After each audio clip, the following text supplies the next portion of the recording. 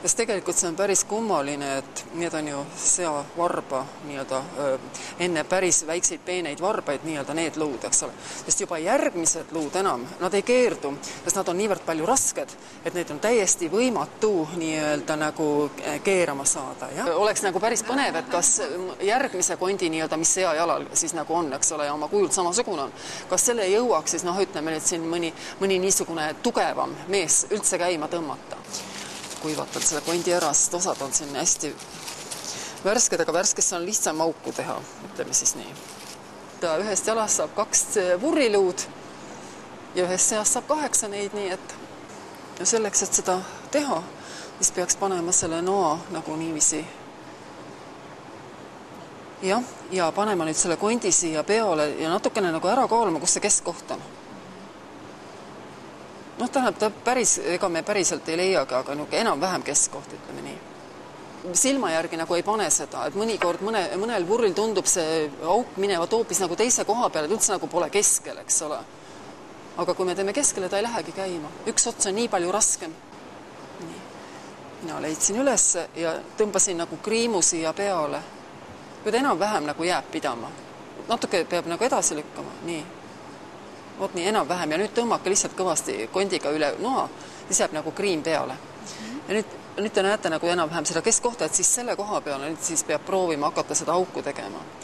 Ja seda on kõige lihtsam siis teha nii, et lihtsalt nagu keerate kruvi või kruvi keerajad siia sisse, eks ole. Ja siis, kui ta juba nagu niisuguse väikese sälgukese sisse võtab, siis läheb ta juba palju lõbusamalt. Nii, ja siis tuleb teisele poole vastu talle nagu teha, jah? On teisel pool ka ilus auk nüüd, ei tund veel. Muidu on lihtsalt see häda, et meil ei lähe need nõelad ja nöörid läbi. Nii.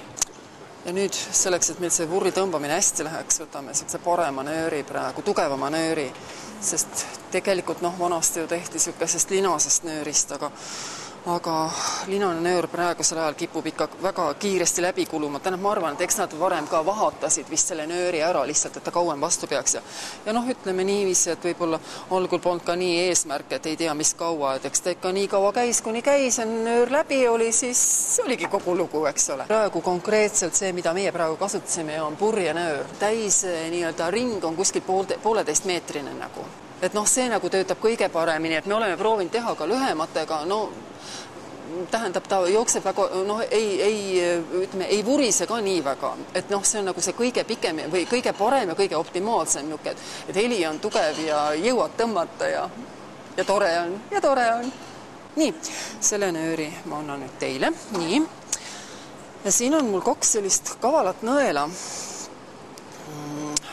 Nii. Et kui te selle näpu vahele võtate, siis te näete, et selle annab siit nagu läbi tõmmata, et siis on nagu lihtsam, eks ole, et siit ots nagu siia vahele tõmmata ja siis hakategi neid siia vahele tõmbama, lihtsalt neid niita. Nii. Tegelikult aitab sellest, kui lihtsalt see järgmine ots siia peale tõmmata ja siis siia uuesti nagu vahele tõmmata või vähemasti püüda siia vahele uuesti tõmmata. Nii. Ma usun, et nüüd ta peaks tulema küll. Nii. Ja nüüd ei olegi muud, kui tegelikult tuleb ühelt poolt sisse ja teiselt poolt välja. Nii. Ja nüüd veel kord siit poolt, kust me algul sisse panime, veel kord siit poolt sisse ja veel kord teiselt samalt poolt välja. Jah, vot uuesti, vot täpselt niiviisi, jah? Nii.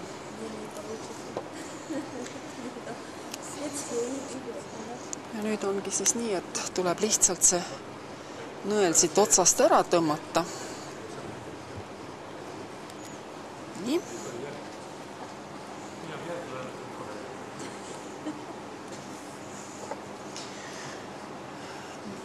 No tuleb, tahab sikutamist, jah? Tuli.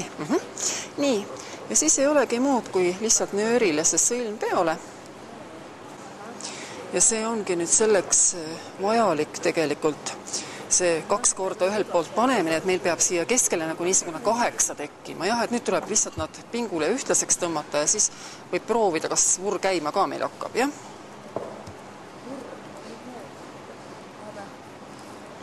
No igal juhul see vurr töötab. No see ka töötab ju. Tubli! Niisama lihtne see ongi, eks ole? ütleme, koolilapsed kindlasti, kui olid omal teinud nii-öelda need vurrid, siis ikka järgmisel päeval koolis niiviisi tõmmati vurri ja muidugi selge oli ka see, et kelle vurr oli nii-öelda tugevam, kellel oli see nii-öelda parem nöör, kui teisel siis läks nagu see nii-öelda vurri luud hoidev nöör katki, siis kui tõmmati võistu, siis sai see endale, kellel siis nii-öelda nöör terveks jäi. See on üsna ohtlik, kui see vurriluu lendama hakkab, sellepärast, et sellega võib väga haigeks saada ja sellega, vanasti oli koolis kombeks poistel veel tüdrukutele juustesse lasta, võite ette kujutada, kui hirmus see oli, eks ole. Ja muidugi on üks võimalus, kui ei ole seda sealuud ja väiksemad lapsed on, siis saab ju nööbist teha seda. Ei ole nii ohtlik, ütleme, et ta muidugi ei vurise nii suure vurinaga nagu praegu, sellised kondivurrid vurisevad, eks ole. Et eks ta võib-olla varem ka oli suke talvine ja kuna sea jalgu söödi just enam-vähem sellel ajal nii-öelda, kuskil siin vastlapaikkusest, see oli nii-öelda lihalõpetus. Muidugi võidi nendega ju ka muul ajal mängida, sest muidugi on ka teada näiteks selline asi, et mõnikord siis, et väga hästi selleks vurrinööriks sobis näiteks vokinöör. Ja siis, kui poisid olid siis nii-öelda pahandust teinud ja emal voki pealt nööri maha võtnud, oi, võib arvata, et see ei olnud naljakas.